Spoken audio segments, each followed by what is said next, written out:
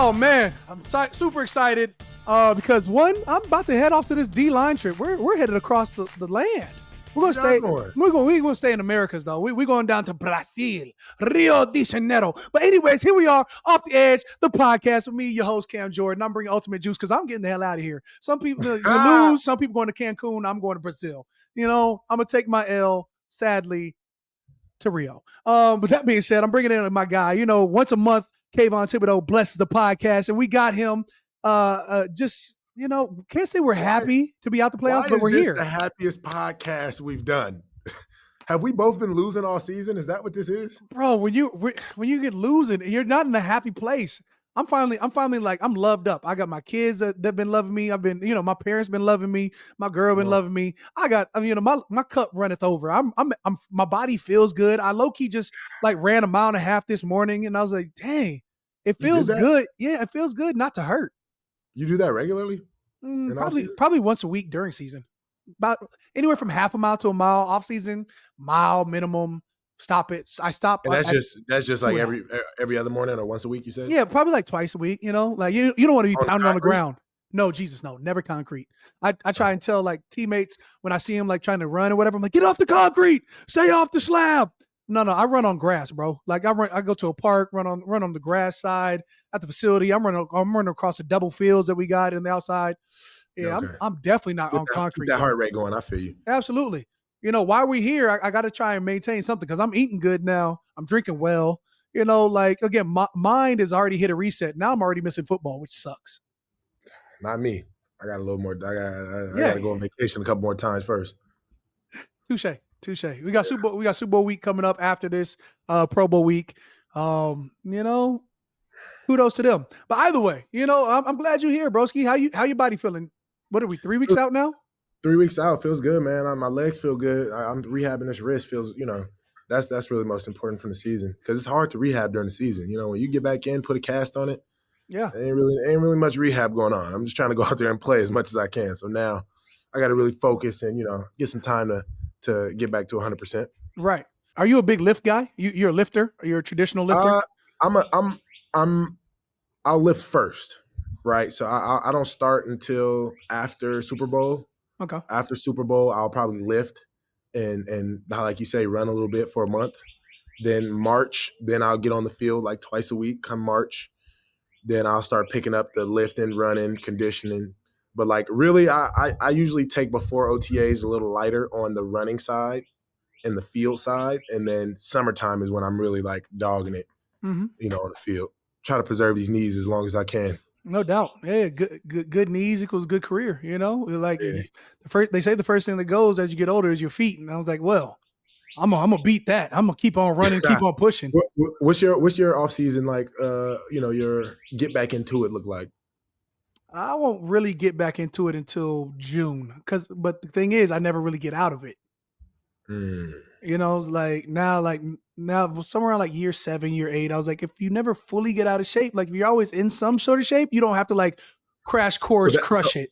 So that's what you're thinking as far as like you just stay in shape. The technique and all that always just comes back. You use OTAs for technique and just like as long as I'm in shape, I'm good. Right. Stay in shape, be able to run, be able to outlast everybody else. And then once April hits, that's when you start focusing on technique. That's when you're getting, all right, D-line coach, let's talk about, you know, what we focusing on. That's when we start getting the bend back. But other than that, it's all straight line or it's, you know, jingle jangles or, you know, suicides type, just sort of keeping that mentality sharp. Like, all right, sometimes you got to go out and push a gasser circuit. You know who's vicious? And I'm just going to shout him out because I just thought about it. Amon-Ra St. Brown. His dad is vicious. But I remember one time, you know, he's from California. I remember one time, it's like February, and I'm going out jogging. I'm looking, and I'm like, oh, it's some high schoolers running routes. And you just see him out there running routes like right after Super Bowl. Like, obviously, they didn't make it that year. I think it was my rookie year. But it was like he's running routes in February against, like, kids in the park, you know, high schoolers, college players, and he's just cooking them. I'm like, yo, this dude's crazy. Somebody got to get this work. Yeah, I'm like, bro, it's vicious. I respect it. If I was a wide receiver, I feel like that would be my wave too, though. Like I'd be like Dez Bryant, you know, after he retires, still at SMU cooking cats. He hasn't retired yet, just so you know. He has not officially. Yeah, which leads us into your Twitter beef this week, which is a perfect transition. First, I'm gonna ask you this: why don't players retire? That is a great question. There are a lot of players who actually aren't retired, and I didn't know that. Yeah, shout out to my best friend, Mark Ingram the second. He's technically hasn't retired, but he's not coming back. He's happy killing the college circuit. And that's what I was trying to tell Dez, like, bro, retire. You ain't coming back. I seen the 2020 tape. The 2020. I seen it. I got the Dez Bryant Saints jersey, when he was with us for a couple weeks before I thought he was with Baltimore. He was, but somewhere in there, he was with us for a couple weeks, and then he popped his Achilles. Oh man, like fresh out of Dallas, I think he came to us, and probably like a week and a half in, I had already got the Dez Bryant jersey. As soon as he came, I said, "Yeah, X Factor me, getting that, yeah, need that." And then he it was at practice, bro. It was like he wasn't even going full speed. It was like a Friday practice, bro. And stop, bro. Just stop, bro. We don't I respect the game. So that's what I'm saying. That's what I'm saying. Knock on wood. I was like, no, because the injury part, bro. Because everybody was when it was his time. Everybody was aside from football, because I'm gonna stall him because injuries. Obviously, God forbid, you can't control that. But what is he doing now? Is he sports betting? Is he commentating? I think he does everything right. He's not a. Oh, he got 3 jobs, man. He's not a businessman. He's a business man. Yeah, not like man, but like man. Like he got his hands in everything. For a while, he was like low key an innovator in the NFT space. He was like he was pushing like a sports betting situation. Well. Shout out to Dez. No doubt. Like the legend. Hate the Cowboys, though, so stop speaking on the Giants. Roast battles. I don't care what I've accomplished. I will still clown you, roast you. No doubt. And that goes out to anybody who speaks on the team I'm on. So, but much love and respect to Dez, man. Absolutely. Yeah. Look, I don't have those beefs because, I clearly go out my way to try and crap on the Atlanta Falcons every chance I get. So I understand that Giants, Cowboys. There's some NFC smoke. OGs have to act like OGs. You can't want to be a YN. Can't want to be a YN when you're an OG. You can't do that. Sometimes got to get off the porch. Yes, you can. Okay, I'm Unk, man. I had my time, but it's and that's my whole smoke on sports commentating. It's like. When you're an OG and you've done it, I don't. Hey, if you were that guy, you have every right to talk shit about. But it's could like be that guy. You do, but it's like why we don't want it's just like because I want to know greatness. Because I want exactly, but that's just it. To the common person, to the common fan, to the regular guy, he thinks he knows. But if you have a legend or somebody who's played in the league for a number of years, I'd rather listen to him than a guy who's never played the NFL or who only had a training camp invite or who only went FDCBDDS conference. But it's so hard. Like that's the thing that guys don't know. Like I respect Tom Brady. Tom Brady does a good job, commenting and he gives love to everybody. I hate it. He gives love. It's just like he's so PC. He's such a quarterback. How hard it is, bro. I'm not trying to hear that. Yes, it is. And that's part of our job is to be understood. Yeah, so what if some old heads came talk about you this last season? They have. So what? It's just like when you lose, when you lose, you give everybody the reason to try and take a shot at you. We don't control it though. It doesn't matter. That's part of the game. So what he doesn't have a Super Bowl. Look, is that his fault? Look, I get that you was born in the 2000s, and you feel like everybody gets love. Is that your fault? Yes, it is. I feel you. I should have put the team on my back and dragged. I should have played offense too. Yeah, not drop the ball or something. I don't know. They always say the more that you can do. So I'm looking at 14 years and not have Super Bowl, and it hurts. So, are you not a legend now? Oh, I'm legendary. There's nobody better than me on the defensive side of the ball in the Saints' history. But that being said, I don't have a Super Bowl. Number two had to go to San Francisco to get a Super Bowl. How do you think I feel? I think all the dudes from 2022, like George Karlaftis. Yeah. I don't know who else is on the Chiefs. I don't really know him that well, but I'm gonna just use George Karlaftis because I remember meeting him. He's great guy, great rusher. Bro got 2 Super Bowls. About to go try to win his third. Three-peat. About to go try to win his third Super Bowl in 3 years. And I smelled 1 playoff game. That's the way it go. If you look at it, Mike Evans didn't touch of playoffs for his first 8 years. They got Tom Brady. They won a Super Bowl. He didn't. His first 8 years, like that's the world doesn't understand how hard it is to one have a successful season and two enter the playoffs. Because there was a team this year that had was that Seattle had a 10-win season and didn't touch the playoffs. Yeah, like it wasn't that good. We beat Seattle. I was really 10-win season. We beat them though. 10-win season. We had 3 wins and those were 1. So was Washington. Shout out. I mean, no, we lost to Washington. I'm sorry, but but yeah, back to these Super Bowls. Like, yeah, Super Bowls for sure a quarterback stat that should not affect any one like defensive player's legacy. Yeah. I mean, a lot of the stuff honestly is like, I don't know. And then okay, let's go Commanders, Eagles. Yeah, Terry McLaurin, when he got the rock, he took that thing to the crib. Jaden Daniels is the truth. Yeah, he's the truth, and I'm sorry that he had all those turnovers. Not he, but the team had all those turnovers because you can't win the game with turnovers. Yeah, you can't win it. But the Eagles, I hate the Eagles, bro. Look, I know it's gonna hurt you for a little bit, but think about this. Prior to that game, right, there is no one rookie quarterback that has ever taken his team to a Super Bowl, and he was on the cusp of it. But that being said, I was rooting for the underdogs and knew that they weren't going to win, and that's why they weren't going to win. Yeah, it was underdog weekend.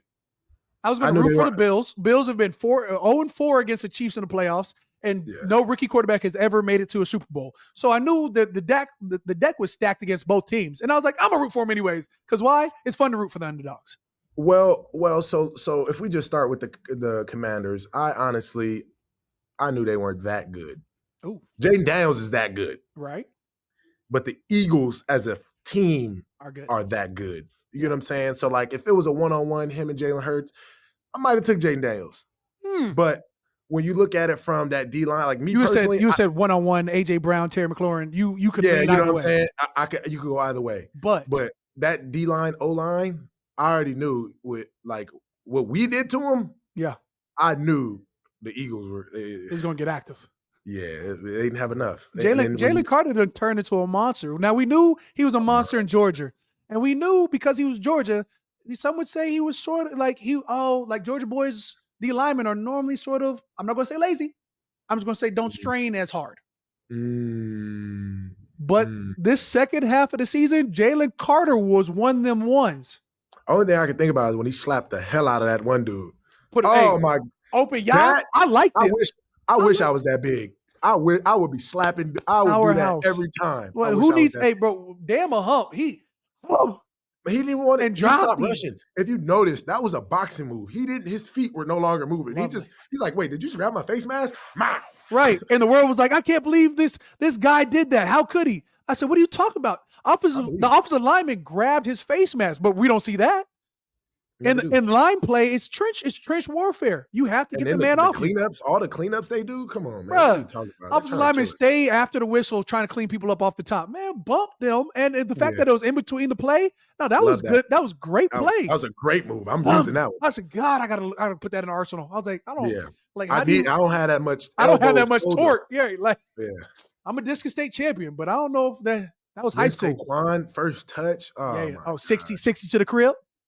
60 to the crib. That's the only person I'm happy for. Yeah, like it was impressive. He said, "Oh, I like this," and it was really 70 to the crib, bro. Like, yeah, because the toss was really at the 30. Yeah, if you go back to the beginning of the play, he really caught it like the 28. Look at that edge and just look how is that Mulata that just like stuffs everybody, bang, bang, bang, bang, bang, bang, bang. Yeah. I think AJ Brown got caught in there. Yeah, I was like, he got 2 Washington defenders and a wide receiver from the Eagles, bro. But also Mulata is 500 pounds, so you can't let him get on like an actual movement. He was a rugby guy, and I'm going to refrain from the word obese and fat because we're it's a podcast, but all offensive linemen are. It just is what it is. But yeah, you get a big truck, a semi. To the second level, it's gonna get ugly. That's where you're gonna see highlights. Yeah, and it's the end of the season. People are kind of fragile now. It was some business moves made. I seen the spin. I was like, hey, business moves. it's tough. And nobody's ever going to own up to it. But no, they gave it their all. Yeah. They're not going to throw it out there either way. You know who I'm giving a big shout out to? Frankie Louvu, and the way he was going over the top of people. No, okay, number 4. I'm not even giving that one because that was smoke. I appreciate that. Bro. But the way he was anticipating the snap right. all game, right? Like just watch him. And that's one. He knocked the ball out. You know what? He stopped them. They stopped that team at least 3 times. Right. The only thing I'm mad about, and we got to change the rule. There's no way that, like, it's one of those loopholes, bro. You just got to change it. You got to figure it out because there's no way you're going to give them a touchdown. And it's like, you guys already know we have no chance to stop this play, so we're giving it all that we got. And then it's just like, oh, they're just going to keep hard counting us until we sit back and they just pile drive us to the end zone. Like, come on. Man. Like, no, I'm not like, I have to be able to jump this because think about this. Oh, no, I jump off sides. It's half the distance to the goal line. I'm going to do it every time. That's the only way. That's the only chance I have. Jalen Hurts is darn near in like probably a 90% efficacy of if you go 1 back, yard bro, in. The dude behind him is sitting there like, what are you doing, bro? Play football. And you just see he gets stopped, and then somebody just grabs his butt and pushes him in. Like, bro, what the? Come on, bro. Yeah, I mean, we stopped it, but it wasn't with Jalen Hurts. It was with Gardner Minshew at the thing. And I was like, yeah, it's not any other quarterback. It's Jalen Hurts because, he squats 600 and he gets low. Either way. Gardner Minshew, we're not even, we're young. The next. That was last year, 2 years ago, whatever it was. Bills, Chiefs. I ain't gonna lie. I didn't want to watch that game. I'll be honest. I wasn't even excited about that game. I'll just throw it out there. I was not excited. Like, I forgot it started. I was like, Bills, Chiefs. Chiefs gonna win. Chiefs gonna win. I'm not gonna lie to you. I think I was like watching from the side. A fan was out there bowling, and I was like, they're like, you're not locked into this game. I was like, no, I was excited about the NFC Championship game because I was excited. I was like, I think it could go either way. This AFC, I said, the Bills are 0-4, and although I shall root for the Bills, I don't see this happening. The person who I give the most credit to that game is Chris Jones. I think it's Chris Jones. Not because of all of the pressures, not because of anything that he did well. Just for the prime fact that on that 4th down, he stood right in front of the ref. I think that was him. He stood right in front of the ref that made the call that it was short. The ref could not see. Yep, there you go. That ref behind him could not see where that ball is. Not at all. That was the perfect move by 95. And he didn't even know he did it. I'm like, you know what? I don't think he got it anyways. Because they switched angles and looked at it. And I said, you know what? If it's close, it's not in. You can't leave it up to refs. He got it right there. He got it. No, he didn't. You don't know where the ball's at. No, he didn't. And that's why that ball's on the other side. Exactly. Look at Chris Jones just watching it from the opposite side, like he's just in the way. And ref can't see. Hey, if the world wants to be upset over that, guess what? It's a game of inches. He didn't get it. And if he did get it, he should have got it by a larger margin. Yeah, I'm happy for the defense. I'm just mad that it's the Chiefs defense. Yeah, I mean, but let's talk about the final play, the one where Josh Allen didn't pick up the blitz, and the world is upset at like, it's a receiver's fault. There was like 8-man front on a heavy loaded left. Like you knew where it was coming from. I wish we had the all 22 version because the guard slapping the butt for the hike is ridiculous. But I mean, he just let 3 guys run past him. No doubt. I mean, you go on silent count, so you're trying to get it, whatever. At least go on 2. You go off the first one, and like I said, it's a heavily loaded front on the left side, and you don't pick up like 2 people. You let 2 free. That's a great play, and he rolled like that's a great play call. And why would you roll to the blitz? Like, why wouldn't you roll away from? But I mean, I get it. They were like, "Yo, Josh Allen can do it," and he can. I knew, and that's where personality comes in, right? Like, to me, and this is my personal opinion. That's why I don't like sports commentating, because I'm going to give an opinion, and people aren't going to like it, but who cares? Josh Allen, because he's a superhero, he probably didn't go through all of the necessary moments to check. If that was somebody of lesser caliber, they would have went through every check to make sure they picked up the blitz. They did this, they did that. They knew exactly where to go. But because Josh Allen is the superhero, he's like, you know what? Hike, let's go. I can make this happen. The only reason I'm going to say cap is because I saw your former quarterback not make those checks on the same type of blitz. Hold on. See, stand on business for your guy. He's no longer our guy. He's with the was your guy. Yeah. Minnesota Vikings. See, you got a good point. Okay. That's all I want to say. Yeah. That's fair. You know, like sometimes when you're in the zone and you're like, I need to make this play. Sometimes you miss things. That's fair. Yeah. That's fair. I've never played quarterback, so I've never wanted to. But I tell you this, I played Madden and I would have sent the all-out blitz just like the Chiefs. Yeah. You was gonna have 1 second to make a play. No doubt. Hey, 1 second. I definitely would have audibled and had my Z running a quick slant route. So just in case I needed that. But that's the part that's irritating about the Chiefs. Because if you would have did that to Patrick Mahomes, he would have did exactly what he did on his third down, throw it right to the running back, game over. It's just like, bro. And you got Pacheco out there high stepping. That was not Pacheco. That was P. Ryan, I think. That was no. Pacheco did run somebody over later though. Or he did, bro. I saw that. That hurt. I watched Pacheco and I'm just like, how do we let him get loose like this? He takes 75 high steps to go 5 yards. It's impressive. Shout out to Rutgers. Go back to the Eagles game. I'm so mad at that late hit they gave him. Which one? The sideline. I just Saquon. You talking about the one on Saquon where the rookie cornerback was stepping up to hit Saquon. Bro, Saquon runs dudes over. He runs dudes over. He jukes people. He runs people over, and he's not. The foot hasn't even landed out of bounds yet. He hasn't landed. I don't care if he's headed towards out of bounds. He hasn't landed yet. If my launch point is before he lands in out of bounds, bro, you've seen quarterbacks and running backs both use it to their advantage. They like make a beeline for the slow bounce, step back. Over. Right. Like, come on. You can't weaponize the sideline. We got to fix this, bro. We got to fix this. There's no fixing it. You know what this is. The league is here for offensive points, offensive highlights, and for some reason, we're collateral damage. And it's like if you don't have a quarterback that can go score with one timeout and 40 seconds on the clock, you never have a chance. Because it's like, as a defender, bro, I'm literally giving my life for this last play. Right. It's frustrating. Yeah.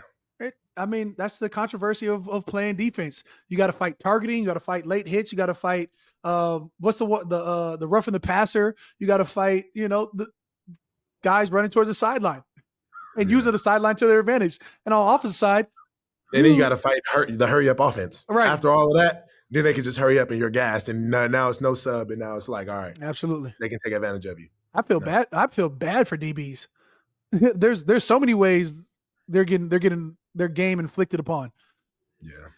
Be fighting with the wide receiver 5 yards and wide receiver can give you that final push. Bro, then he got the flag when his helmet came off and AJ Brown. Like, bro. My guy. And it was smart. I say he was smart. It was smart. Like, okay, that was a good one. That was smart. I thought that was solid. Right. Just hold him. It was solid. Just hold him. Marshawn Lattimore, AJ Brown get into it. And like AJ jacks him like twice. And I'm like, all right, well, Marshawn's got to fight back. And he does. And then instead of dumping him, Marshawn just holds him. And like it's a drive. And they throw a flag. And I'm like, what? I'm like, yo, let him play at that point. Because come on. Nothing's really gone too out of whack yet. I was like, and they both understood, all right, we got to chill. But Marshawn wasn't the actual aggressor, and AJ Brown didn't take it too far. I'm gonna be honest. They need to have every flag in the fourth quarter be reviewed. Like that is once the fourth quarter comes, make the game fair. Every flag got to be reviewed, bro. Because you can't just keep. They just throw a flag and there's nothing we can do about it. And then you see on the highlights like, oh, it really was. Like, come on, bro. It's too much money on the line, too much pride, too much blood, sweat, and tears on the line for it to just be decided by the refs. And then the ref's like, oh yeah, if it happens again, it's up to me. When he said that, I know everybody was confused. Like, what? What do you mean it's just up to you? I at some point, I just went like, over the years where I've had discrepancies with the guys in black and white stripers, I've thought about creating a fund to get better glasses, and that's not it. At some of these egregious, outrageous calls, I'm like, yo, can we set up a charity match? Like, just a charity boxing match. Like I feel like you got one over on me on purpose, and like you have to run me the ones. And maybe I'll wait till I'm retired to do this. I would say there is value though, like because there's all people always talk about the like using like computers or using science or using technology to like right the wrongs of the referees. Right. I think there is some type of validity to human error. Yeah, like it's a part of sports. Like ref ain't gonna make every call, and sometimes you value a ref's judgment. Like sometimes let him play. Yeah. Let him play. You ain't gonna get every foul. You ain't gonna get every whatever. Like just play through it. I'm on that. I'm all about letting them play, but let them play both. Like that's what I'm saying. If I was a ref, I would look at guys and be like, I gave you the last one. I can't give you this one. It's like, hey, I can't give you this one. I gave you the last one. Low-key want to be a ref for the game. Like, I'm gonna tell them straight up, hey y'all, unless it's egregious, I ain't see. I'm telling you from the jump. I'm gonna be the ref that I'm gonna call y'all up from the jump. Listen. Y'all finna play. We're not here for all that. Hey, I'm like this. I'm like that 5 yards is really 6 yards. So just be ready. I'm like, yo, like if y'all fight at the point of attack, just be ready. And for the D line, offensive line, I'm not calling any hands to the face. Oh no, your hands to the face. Like this. Hey, y'all go after unless you yank somebody. Yeah, absolutely. Unless I see you ragdolling them, but like a miscellaneous like long arm that slides up, or a guard punching out and it catches a defensive line face. It's a part of the game. You're coming from a 3 or 4 point stance and you're elevating up, and a guard is punching out. Yeah. It's going to happen. I done had my whole orbital bone broken. Whiplash. Just because I had whiplash too from that. And I played the whole game just like that. I had to close the eye. I was like, it happens. It's football. I love it because it's football. It's like the last real gladiators type sport. And you have to embrace that gladiator warrior mentality. Yeah. Unless, the game is trying to get safer. Yeah, unless you don't. All right, wait, who you got winning the game? This Super Bowl. Super Bowl 59, repeat or new and new. Taylor Swift voodoo, gotta go 3P, bro. Oh, gotta go 3P. Unless, bro, how did their wide receiver core get that filthy? Like, Worthy somehow D-Hop. I ain't even seen. They've been having D-Hop on ice. They waiting to pull D-Hop out this game. Prime time, like how you got Hollywood Brown over there too? Like when did y'all get nasty like that? If I'm being honest, and I'm looking at Chiefs Eagles, the Eagles gotta blow them out. Mm-hmm. If it's close, it's no hope. The Eagles gotta dominate up front. Have to. And I'm not talking about the Eagles D line. I'm talking about that O line. Because I know that center's out. Okay. Yeah. That center's out. So if you don't put 6 hands on Chris Jones, that's just I'll say I got to go after Chris Jones. Got to go after Karlaftis, and then you can like fight it out with Amenahu. Who you giving the edge to defensively? Eagles or Chiefs? I'm giving it to. Man, I think it might be neck and neck. Chris Jones makes it neck and neck. Like, I like Jalen Carter. I think Jalen Carter's a great player. Right. But because Eagles' offensive line is dinged up, I'm giving that advantage to the Chiefs. If the Chiefs have a solid offensive line, I think Patrick Mahomes secondary versus Eagles secondary. I watched. I've seen a lot of Gardner Johnson. I've seen a lot of Slay. I've seen a lot of all of them. I'm not sold. Ooh. I like them. They're nice. They made it. They're the coldest. Who I'm really sold on, the Eagles have the advantage in that backer room. Bond? Zachary Bond, Wisconsin product, former teammate. That's Bond. Where they got that advantage. So if he plays how he been playing, all pro, he's gonna set that game. He's gonna set that game on fire. That's what I'm saying. I don't think they're that even, because I think they do have, they've got, in terms of their D line, they have enough to be even that way, which I'd still tilt towards the Chiefs with Chris Jones because he's just one of the best. Yeah. The edges, I might even give the edge to the Eagles, but again, because of Chris Jones, I get it. Nolan Smith been balling, right? Nolan Smith been balling. Sweats like that. Sweats like that. If in my personal opinion, Josh Allen gave them, not Josh Allen, sorry. The Commanders gave them more than they deserved. That's my personal opinion. The Commanders' O-line is not that good. Yeah. And I knew they were going to take advantage, but I think Chiefs O-line is going to shut down. They have a better chance shutting down the Eagles D-line than the Eagles O-line has a chance to shut down the Chiefs O-line or D-line. Agree to disagree, but so you're gonna give edge to Chiefs defense. I'm not. Eagles defense. Their secondary and linebackers, I think, is just better than Chiefs defense. They are. I agree with that. But the thing is, I don't think that Jalen Hurts has the surefire, like I said, 1 minute, one timeout, go score a touchdown. It's got to be methodical for sure. It just got to be methodical. And then when it comes to if it's close at the end of the game, I don't think they can do it. It's just because then your best player is Saquon, and it's like if you got a minute left, you can't run it. Yes, you can. He took 163 to the crib last week. Yeah, this is Super Bowl, bro. They're gonna that was an NFC championship. They're gonna test them out early, and you got to give them 25 touches. Though I do agree, you got to give Saquon his chance to win the game. Saquon had 10 touches last game. Like in the first half, he had like Commanders, bro. That's the 6? Commanders. Okay, that's the Commanders. All right, so offensively, who are you giving the nod to? Kansas City. Bro. It's not even a question. Kansas City, bro. They've won every game, not every game, but they've won however many games by one score. I can't give you wide receiver versus wide receiver because AJ Brown. I'm not giving you that. We know. Nope. We know that. Running back. Back. You're going to say edge is really. So you say Jalen Hurts versus Pat Mahomes, and you're saying Pat Mahomes is really. Man, Pat Mahomes is Steph Curry. This is what I'm saying. Pat Mahomes is Steph Curry, and Jalen Hurts is Luka Doncic. Not even. Jalen Hurts is LeBron right now. Oh, wait, you gonna put 40-year-old LeBron? LeBron is dunking on. That's what he's nice. I'm not going nice. Okay. He's nice. I ain't saying he's not nice. He's nice. He's just not. LeBron he can't win it right now without having AD, and you know what I'm saying? You need LeBron he ain't old Bron no more.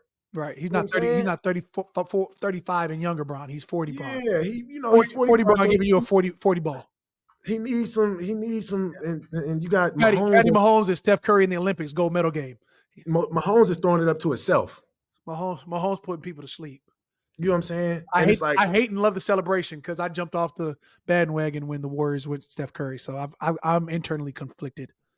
But that is just like there's nobody, and even you go back to the quarterback conversation. It's like, yeah, you love Lamar. Yeah, you love Josh Allen. You love whoever else, but it's like, bro, proven championship.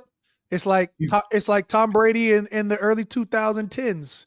Like he's going. How can you make your players make the shot? There's something about Patrick Mahomes that makes his players catch the ball. Why aren't these other players catching the ball? It's not the players, it's the quarterback. That's just my opinion. There's something about his ball that just make it catchable. Whatever velocity, touch, whatever you want to call it, voodoo, hoodoo. That boy, everybody try and bring Pat Mahomes down from his outer circle and not to him. Like that's and then the fourth down, right? Like that fourth down situation. Right. The Chiefs, in my opinion, they're not. If that was them when they played the Bills and they were in that fourth down situation, and not the 4th and 5, the 4th and 1, I don't think their QB sneaking it. I think he's good enough to just do something else and just get it free. So it's just like for some reason he knows how to do it the right way, where the person he thinks is going to be open is open. Facts. I don't know what he's studying or how he gets it done. There was one play that had him in the pocket, and he's like, "Oh my god, up, wide open. Here you go, wide open. Here you go." Hey, with a lob shot, and it's just like, yep. I seen him make these left-handed tosses, the no lookers, whatever it is. It is. And the only thing I'll say that wasn't mentioned about the Chiefs secondary, I think they are more disciplined than the Eagles secondary. That is the only thing that I'll give them. Like they got Cooper DeJean over there, bro.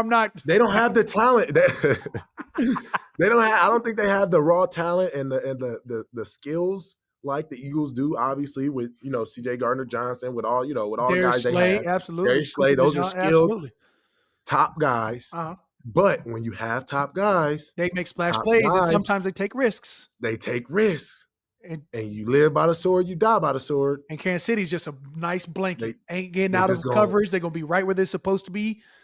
Steve Spagnuolo got him dialed in and dialed up. Do your job. Do your job. That's it. Touche. All right, so you got Kansas City. Yeah, me too. Yeah.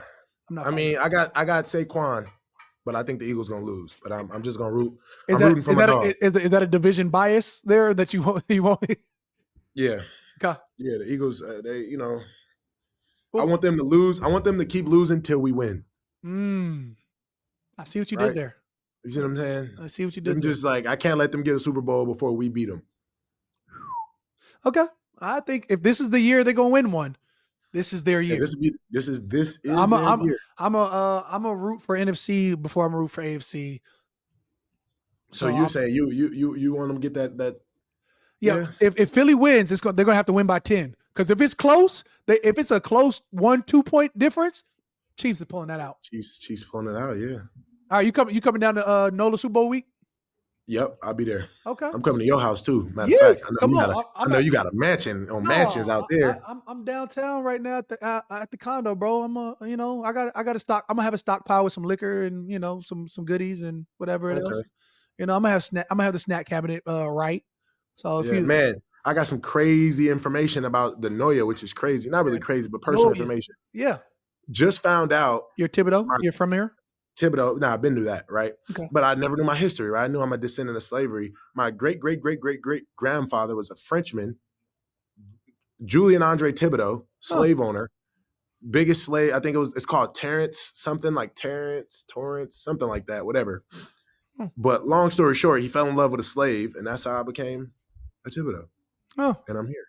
So definitely going to go to Louisiana and kind of going to go find the rest of the Thibodeaux. Maybe go buy up some land. A white man fall in love with a black woman. It's not that crazy. Not that crazy at all. Yeah. So yeah, I'm definitely gonna go try to get reparations and see if I'm entitled to some land down there. Which one of these plots is my plot? Yeah. Like, all right. Which one of you people are my great caretaker? You hell for that one. You hell. But anyways, I appreciate you for tapping in. Hey, do tap in with me during Super Bowl. I will be changing my number shortly, but I'll send it to you. You know what I'm saying? Like everybody flying into the city, guess what? That number flying out. Yeah. Cam, where we at? Nah, Cam, I'm gonna be asleep by about 10 every night. Yeah. I'm working all the events, and we going to sleep. I got a lot of community events I got to do. Yeah, I'm out there for a lot of community events. My foundation, Cam Jordan Foundation. Oh yeah, let me know, man. I definitely show up with some of that. Yes, sir. Yes, sir. I know some tough times out there, man. So I definitely want to be a part of that impact. Yeah, I think the city has bounced back well from the terrorist shooting from New Year's Eve, but we're still going. So shout out to New Orleans for being resilient. Shout out to Kayvon Thibodeaux for dropping by the podcast. Hey, shout out to the fans for tuning in. Listen to us, Apple Podcasts, iHeartRadio app, wherever you get your podcasts. And don't forget, we're on the NFL YouTube channel. It's Off the Edge with your host, Cam Jordan. And I'll see you after I get back from Brazil. And I would say this is all entertainment, guys. So shout out to Dez Bryant. Hopefully he doesn't hate me. Hopefully Josh Allen and no one else that I've offended in this video takes it serious. It's all entertainment. Unless we all just want to get into a charity boxing match and we can bring in the rest. And I am down for that. Peace, bro. Yes, sir.